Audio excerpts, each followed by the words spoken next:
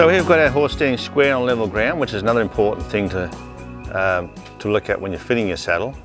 We don't want a horse standing like this, you know, and crooked and so on. So nice level ground, head straight.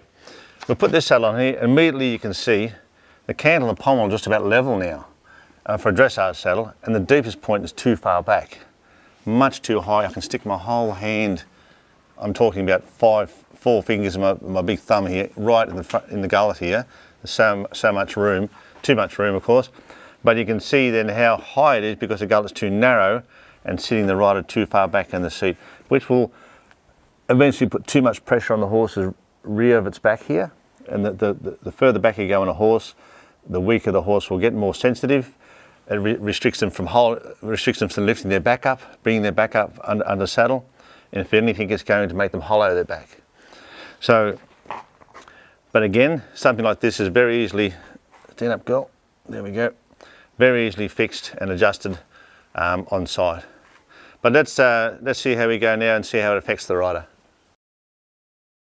So we can see here, even just in the walk, the rider's balance is just completely out of whack.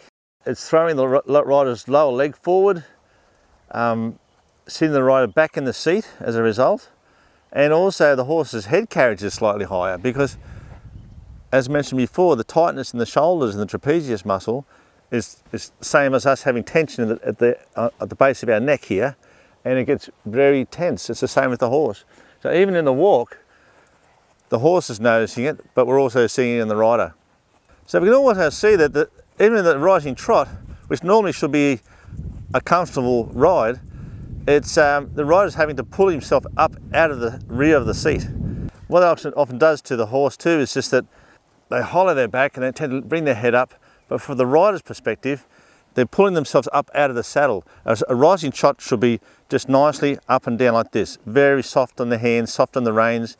The minute you're sitting too far back, you have to pull yourself up out of the saddle, and it does two things. You're pulling on the horse's mouth, but also your lower back. I get riders often saying, oh, my lower back's sore, my saddle's not right.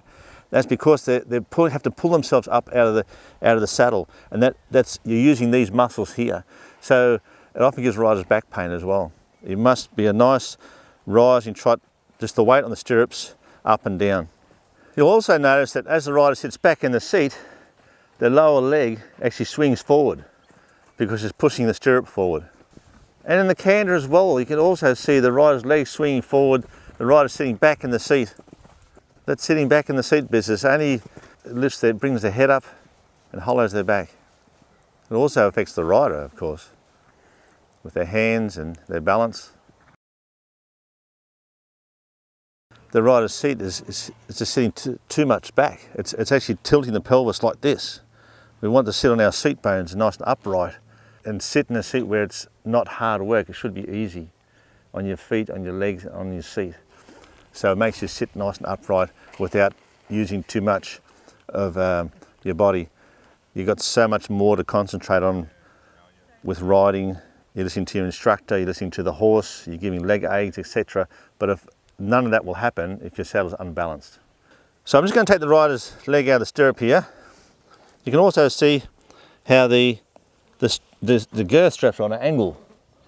Because the saddle's up in front, it's made the girth come more forward, and these straps are on an angle, which what happens is the girth won't slide back because the horse's rib cage gets wider as it gets further back.